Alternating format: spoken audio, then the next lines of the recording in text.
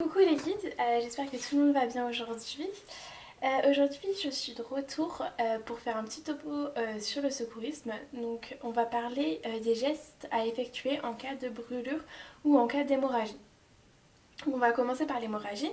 Donc déjà l'hémorragie, qu'est-ce que c'est? Donc l'hémorragie, c'est une perte importante de sang. Donc c'est un saignement abondant si on veut. Et le risque en cas d'hémorragie, c'est que la personne se vide de son sang et du coup qu'elle n'ait plus de sang pour maintenir ses fonctions vitales. Donc l'objectif, c'est de maintenir le sang à l'intérieur du corps. Donc pour faire ça, c'est très simple, on va juste appuyer sur la blessure. Donc comme ça, imaginons que ça c'est la blessure, on va juste appuyer très fort.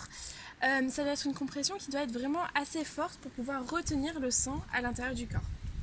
Si ça continue à saigner, on va juste appuyer encore plus fermement. Donc il faut, une fois qu'on a commencé à appuyer, il ne faut jamais arrêter la compression.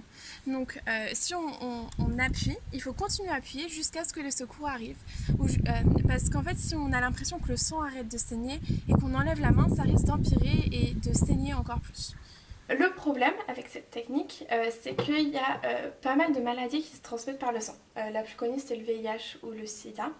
Le risque à ce moment-là, c'est que si la victime est contaminée, elle nous contamine nous. En fait, si on a des petites blessures au niveau de nos mains et qu'on va appliquer notre main sur la plaie de la victime, son sang risque de rentrer à l'intérieur de notre corps et du coup nous contaminer nous. Donc à ce moment-là, ce qu'on recommande, c'est d'essayer de trouver un gant en plastique ou des sachets plastiques pour que ça puisse faire office de vraiment barrière physique entre le sang de la victime et notre sang à nous. Parfois, la plaie, elle contient des corps étrangers. Par exemple, si on se plante un couteau dans le bras, la plaie, elle va contenir un couteau. Ou si par exemple, on s'est fait mal parce que du verre a éclaté, parfois on va avoir des morceaux de verre dans la plaie. Le problème avec ça, c'est qu'on va pas pouvoir juste appuyer sur la plaie directement parce qu'on risque d'empirer la plaie. Si par exemple on a des petits morceaux de verre, si on appuie, ça va juste aller léser les artères et les vaisseaux en profondeur.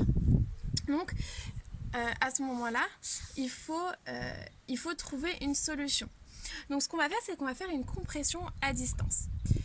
En fait, le sang, il part du cœur et il va jusqu'aux organes, donc il va jusqu'aux membres.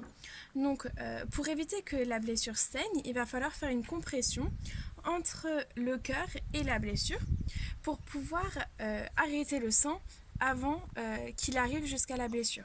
Donc ce qu'on va faire, par exemple, si je me fais mal au niveau de l'avant-bras, c'est que je vais faire appliquer une compression en amont de cette blessure, donc par exemple ici, pour pouvoir arrêter le sang avant qu'il arrive.